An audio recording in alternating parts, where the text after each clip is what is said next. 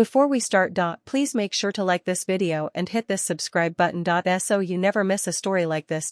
And also comments where you are watching from, how many sons and daughters you have. Thanks. My name is Cynthia Reynolds, and I swear to you, I never wanted a war in this house. I just wanted peace. But today I found poison in my tea. And I don't mean that metaphorically. My daughter-in-law, Vanessa, stood there with that fake little smile, the same one she wears when she lies through her teeth, and handed me that steaming cup like I was some dog begging for scraps. But I knew. The moment that smell hit me, bitter, metallic, off, it wasn't just tea. That was something else. And I didn't even need to sip it. Because in that second, everything in me snapped. You think I'm stupid, don't you? I shouted, my hand trembling, but not from rage. No, from fury. Vanessa didn't flinch. She just blinked slowly like I was the one losing my mind. Excuse me. Don't excuse me, girl. What's in this cup? What the hell did you put in my tea? My son, Jason, was halfway down the stairs, pausing like a deer in headlights. Mom, what's going on? She tried to poison me, Jason. I barked, slamming the cup onto the glass coffee table so hard it cracked. You don't smell that? That's not chamomile. That's something else. Smell it. Jason rushed over. Vanessa calmly folded her arms like this was just some annoying act I put on. She's being paranoid again, she said, looking at Jason. You know how she gets when she skips her meds. Oh no. That was it. That's what they always do. Flip it. Gaslight. Blame it on my age. My memory. My condition. I haven't missed a dose in 6 years. I screamed. Don't you dare try to turn this around on me. You're scaring the baby, Vanessa whispered, one hand over her growing belly like she was the victim here. Like I was some mad woman out to ruin her peaceful life. But I saw through her. I always have. She doesn't want a family, she wants an empire. She didn't marry Jason for love. She married him because I still owned the house, and she thought she could run me out like mold in the walls. Jason, I said, my voice cracking now, but I forced it steady. You know me. You know I would never make something like this up. He stood there, silent. Paralyzed. Torn. Vanessa struck like a viper. Do you hear her? She's accusing me of poisoning her. Our unborn child is right here, and she's screaming like a lunatic. Jason, we need boundaries. We need her out. She's not safe. I laughed. A bitter, hollow laugh that hurt more than anything she'd said. Oh, that's what this is, huh? You're finally saying it out loud. You want me out. You've always wanted me out. Vanessa tilted her head. You make it sound like you're some prisoner here. You moved in because your arthritis flared and you couldn't manage on your own. I moved in because Jason begged me to. I snapped. And I stayed because this is my son's house and this family was supposed to be safe. Jason finally spoke, but his voice was weak. Mom, I think maybe you need to lie down. Lie down. Lie down. My blood boiled. So that's how it is. Huh? Your wife almost hands me a cup of who knows what, and I'm the one who's too emotional. Jason looked at me like I was a stranger. It's tea, Mom. Then drink it, I said flatly. Silence. Vanessa's smile finally dropped. I stepped forward, pointing at the cup. Drink it. You said it's just tea, right? So go ahead. Show him I'm crazy. Vanessa took a step back. That's ridiculous. I'm pregnant. Pregnancy doesn't make tea dangerous. Unless it isn't tea. Jason's face fell.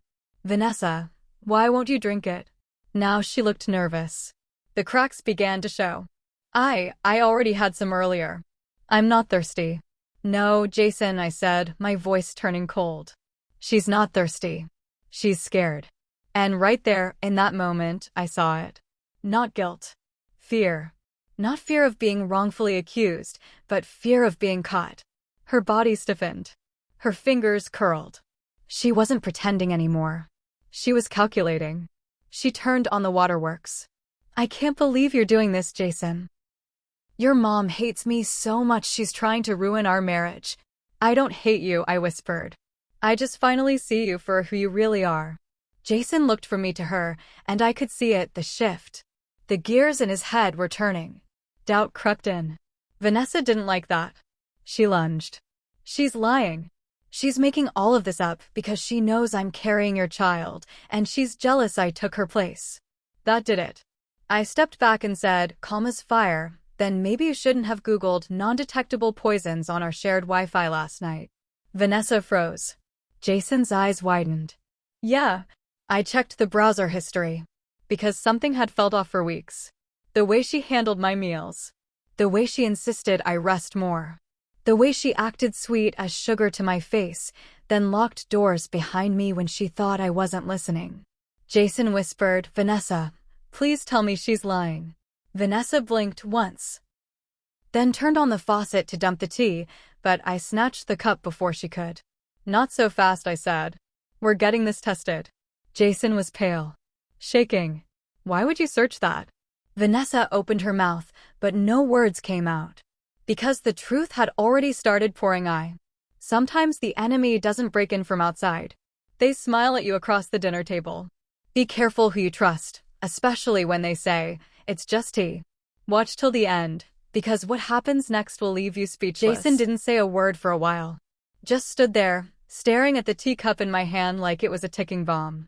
His face looked like it had aged 5 years in 5 minutes, shoulders slumped, jaw clenched, and eyes darting between me and Vanessa like he was drowning and couldn't tell which one of us would pull him out or push him under. I need to think, he muttered finally, turning away and walking toward the front door. I need air. Jason, wait, don't just leave me here with her. Vanessa called out, rushing after him. But he didn't stop. The door clicked behind him, and suddenly it was just me and her. Alone. And for the first time since she married my son, she didn't pretend to be sweet. She turned slowly, her expression flat, eyes sharp, mouth tight like she was chewing on all the things she wanted to scream, but was trying not to. You really think you're clever, huh? I don't think, I said, holding up the tea. I know. You just destroyed your own family, she snapped, her voice low, venomous. Do you realize that? He's mine now. I carry his child. Everything you had, his love, his attention, your place in this house, is gone. I raised that boy, I said, my voice rising. Through 2 jobs. Through your kind of people looking down on me when I couldn't afford a fancy stroller or a name-brand coat. I gave him everything. And I know his heart, Vanessa. I know when something's not right. And he felt it today. She laughed bitterly. He felt nothing. He's confused. But give it a day or 2, he'll be back in my arms. He always is. That stung. Because deep down, I feared she might be right. Ever since they got married, Jason changed. Little by little. He used to call me every morning on his way to work. Now it's once a week, if that. He used to take me out for lunch on Sundays. Now he says he's too busy. I used to know every corner of his life, now I'm just an afterthought in my own house. And the worst part? I let it happen. Because I didn't want to be the bitter mother-in-law. I didn't want to cause tension. I didn't want to admit I saw the signs and said nothing. But now? Now it was war. I didn't reply. I just walked to the hallway closet, pulled out the small fireproof lockbox, and opened it in front of her. Her face went white when she saw what was inside. Photos. Copies. Screenshots. Notebooks. All of it. I may be old, I said, but I'm not blind. I've been watching. Every text you deleted from Jason's phone? I backed up. Every shopping trip where you lost $1,000 of our joint money? I traced it. Every search, every lie, every doctor you visited for your vitamins. I paused. I know you were looking for more than that. She stepped forward quickly, trying to grab the box. You can't prove anything. I slammed it shut before she could touch it. Oh, but I already did. That was the moment she lost her cool. You want to play detective? Fine. But you'd better be ready to lose everything. Because once Jason hears how unstable you've become, once I tell the family how you accuse pregnant women of poisoning you, she leaned in, hissing, they'll lock you away so fast, you won't even remember where you hid your precious files. I'd rather die standing, I said, than live crawling at your feet. She didn't expect that. She stood still for a moment, then smirked. You're forgetting something. You've raised him, sure. But I sleep next to him every night. I stared at her. And somehow, that's exactly what makes me more confident. Because Jason might be slow to see the truth, but once he does, he never forgets. She rolled her eyes. That man couldn't see the truth if it hit him in the face. Just then, the front door opened. Jason stepped back in. And from the look on his face, he'd heard everything. He walked past both of us. Quiet. Focused. He went straight to the coffee table, picked up the cup of tea, and looked at me. "You were right," he said softly. "It doesn't smell right." Vanessa stepped forward, panicked. "Jason, she's turning you against me. You can't believe her over me. Your wife." He didn't look at her. "I called the lab. We're sending it in." "You called her voice cracked. "Jason, this is insane." He turned to her, for the first time, fully seeing her. "I didn't want to believe it. God, I didn't. But you looked me in the eye and told me it was just tea, and you couldn't even drink it." She opened her mouth. Nothing came out. He continued, and then I stepped outside and called Mom's doctor. She hasn't missed a single dose. No record of hallucinations. No paranoia. Perfect mental health. His voice broke. "You lied." Vanessa stepped back. "I didn't, Jason, please." "I don't want to hear it right now," he said. "You should go." She stared at him, lips parted, like she couldn't comprehend that she'd actually lost. "You're choosing her over me?" "No," he said, voice trembling. "I'm choosing the truth." The silence in the house after she left was deafening. Jason barely spoke for the rest of the day. He sat on the porch for hours that night, hands in his hair, elbows on his knees, staring at nothing. I wanted to go to him, to hold him the way I used to when he was 5 and the world didn't make sense. But I didn't. I couldn't. He had to come to this truth on his own. The next morning, I watched him package that teacup into a box with shaking hands. I offered to drive him to the lab. He said no. He had to do it alone. That week was the longest of my life. Every sound made me jump. Every phone call made my chest tighten. I kept expecting Vanessa to show up at the door screaming, or worse, to sneak in while we slept. Paranoia, maybe, but after what she did, after how easily she lied with a smile on her face, I trusted nothing anymore. And then, 7 days later, I heard Jason's truck pull into the driveway. He didn't even come inside. He stood there, in the middle of the lawn, staring at a paper in his hands like it was radioactive. I opened the door. "Jason." He looked up, eyes red. It was laced. I couldn't breathe. He walked toward me, slow and heavy like his body had given up. They found traces of enough to make someone drowsy, disoriented, not lethal. But if you took it with your regular blood pressure meds, I could have collapsed, I whispered, the full weight crashing down on me. He nodded, tears forming. "She didn't want to kill you, Mom. She just wanted to make you look sick. Crazy. Like you were losing your grip. She wanted control of the house, control of me. And if I ever doubted her, she wanted to make sure nobody would believe you." I sat down right there on the steps. I felt numb, not just because of what she did, but because I let her get so close. All the holidays, all the fake smiles, all the times she said Mom like she meant it. And behind every word was a calculation. Every gesture was a mask. "She's gone now," I said, trying to convince myself it was over. Jason hesitated. "She's not." "What do you mean?" "She came by the lab," he said slowly. Like each word burned his throat. "Tried to bribe the tech. Said you were mentally unstable. Told them not to test the tea. I froze. How do you know? Because they called me, said she was persistent. And when that didn't work, she threatened to sue them. I stood. So she's still fighting.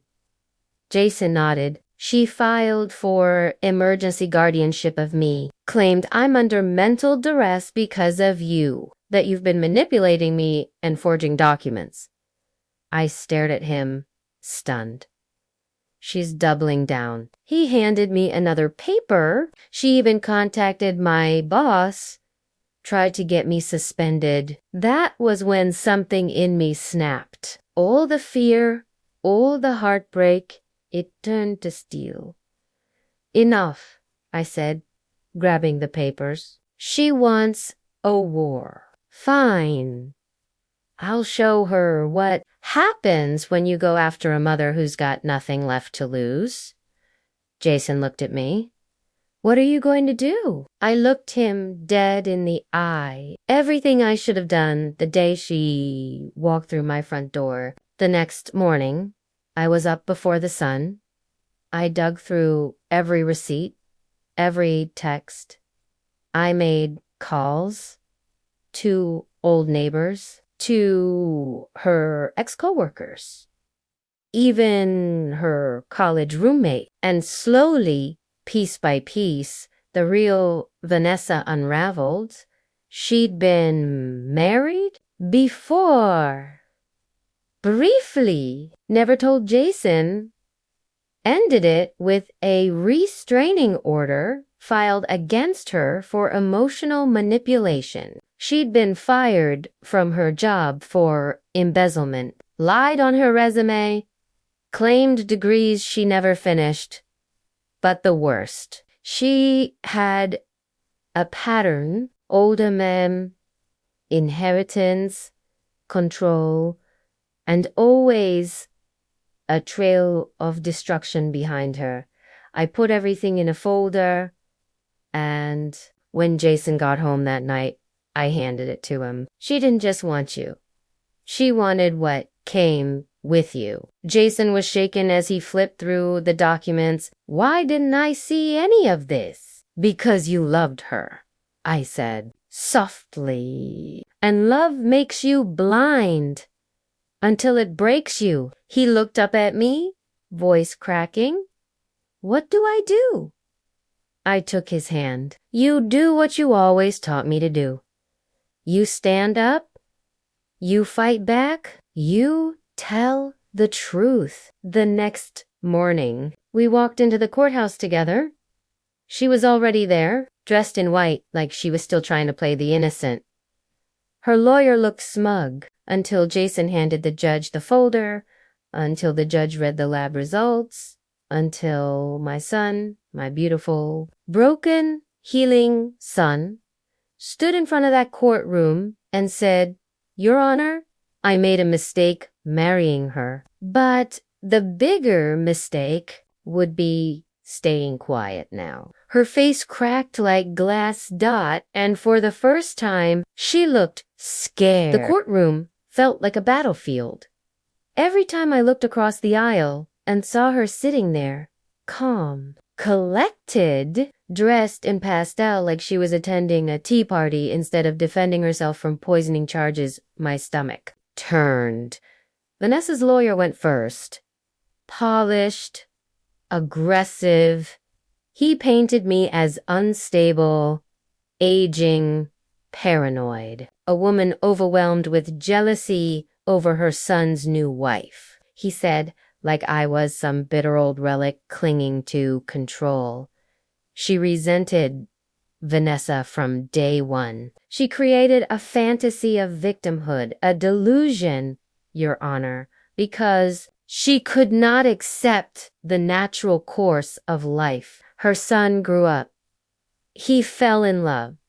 He moved on. I clenched my fists, not because of what he said, but because of how many people in the room nodded, because that's what women like Vanessa always count on, that no one will believe the older woman in the room, that the smiling younger wife must be the same one, that the tired, graying woman must be losing her grip.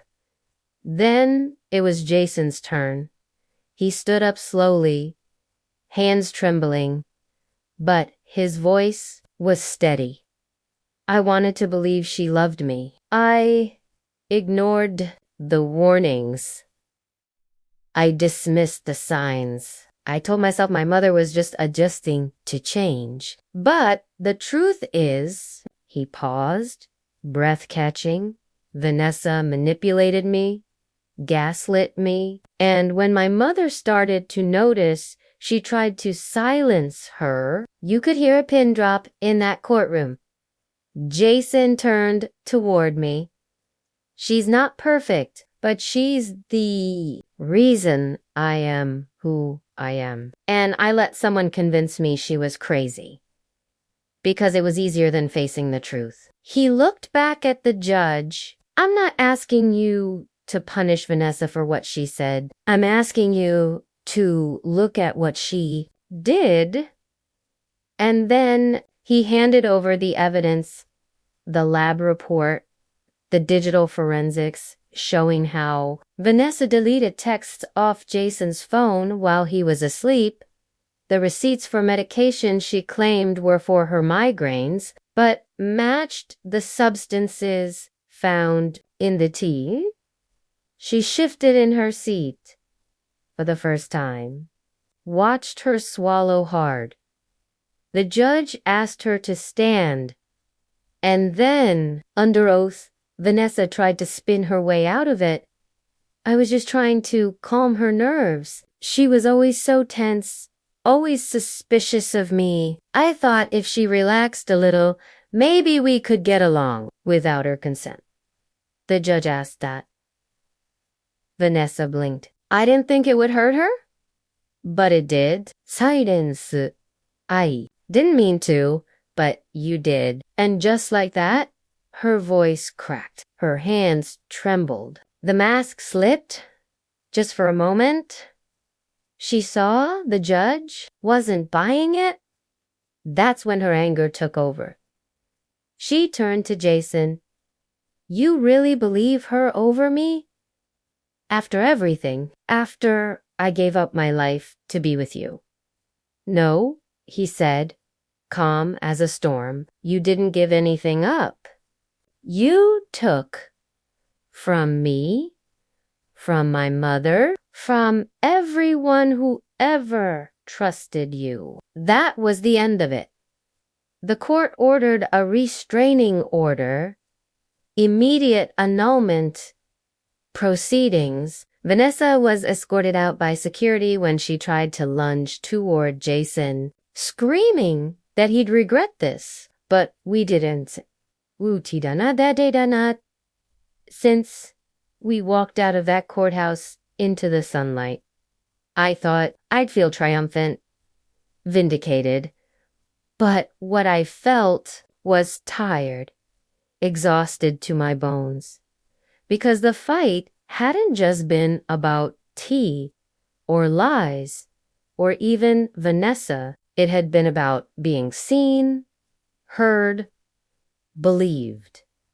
That night, Jason made us both dinner, grilled cheese and soup, the comfort food I used to make him as a boy when the world hurt too much.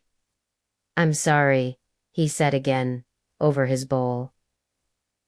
I shook my head. Don't apologize for being hopeful. You loved her. You thought she loved you. That's not a mistake. That's being human. He nodded. Then he reached into his coat pocket and pulled out the necklace I thought she'd thrown away. It was the one I gave him when he graduated college, a little silver key with an engraving for when you feel lost. Come home. He placed it in my hand. You were always home, Mom. I just forgot. And that's when I finally cried. Not because of what I lost, but because of what I hadn't. A few months passed. The storm faded in court, at least. But you don't just move on from something like that overnight. There were still days when I'd wake up with a jolt, half dreaming that I'd been poisoned again, my heart racing as if the memory alone could burn my throat. Jason started therapy. I did too. And slowly, we built something new, quieter, safer, more honest. But I hadn't seen her, not once. Not since the courtroom, not until that knock came at my door. I was home alone. Jason was out on a short work trip. The house was quiet, peaceful, and when the knock came, I didn't think much of it. But when I opened the door, there she was, Vanessa, no makeup, no pearls, no soft tone. Just her, thin, pale, holding a paper bag like some lost traveler begging for scraps. I just wanted to talk, she said. I didn't say anything. I just looked at her. Calm, unmoving. Please, she continued. I'm not here to fight. I've been staying at a shelter. Everyone turned on me. I lost everything. You won. Are you happy now? That's when I spoke. This was never about winning. It was about surviving. Her face twitched, like she wasn't used to hearing truth served without apology. She held up the bag. I brought you something. Just tea. Real tea. Nothing else. I raised an eyebrow. Do you think I'd ever drink something you touched again? She flinched. I didn't mean for it to go that far. I just didn't like how close you two were. I felt like I couldn't breathe. Like I was always being compared. You were, I said. But not to me. To your own lies. Her mouth opened, then shut. For once, she didn't have a clever response. You know what the worst part was? I said, stepping outside onto the porch, making sure she couldn't inch into my home. You didn't just try to hurt me. You tried to erase me. Like I was some obstacle to remove instead of the woman who raised your husband. Her eyes darted away, down to the ground. I know. No, I snapped. You don't know. You only came here now because you lost everything. You didn't come to apologize. You came because you have nowhere else to go. She looked up, and for a second, I saw it. Not guilt, not shame, but the same flicker of entitlement that always lived behind her tears. The performance. Even now, even in rags, I let the silence stretch between us like a canyon. Then I took the paper bag gently from her hand, opened it, and pulled out the tea. I looked at the label. It was the same brand she'd used before, back when things were normal. I held it for a moment, then I walked over to the trash can by the driveway and dropped it in right in front of her. You lost Jason. You lost your mask. And now you've lost your chance for redemption. Her bottom lip trembled. I don't even know who I am without him. I gave a small nod. Maybe now's the time to find out. And with that, I closed the door. Jason came back the next day. Didn't tell him right away. I wanted one more night where our peace wasn't tainted by her shadow. But the next morning, over breakfast, I told him everything. He didn't say much. He just reached across the table and held my hand. I'm proud of you, he said. And I realized something. For all the pain, all the betrayal, all the near tragedy, something good had come from it. We were stronger, clearer, bound, not just by love, but by truth. Call to AC Tyone if you've ever felt like no one believed your side of the story, like someone charming was hiding something darker beneath the surface. Then let this be a reminder. Your truth matters, and silence only helps the liar. Speak up. Even if your voice shakes, especially when it shakes, because one day the people who try to erase you will have to face the door they never thought you'd answer again.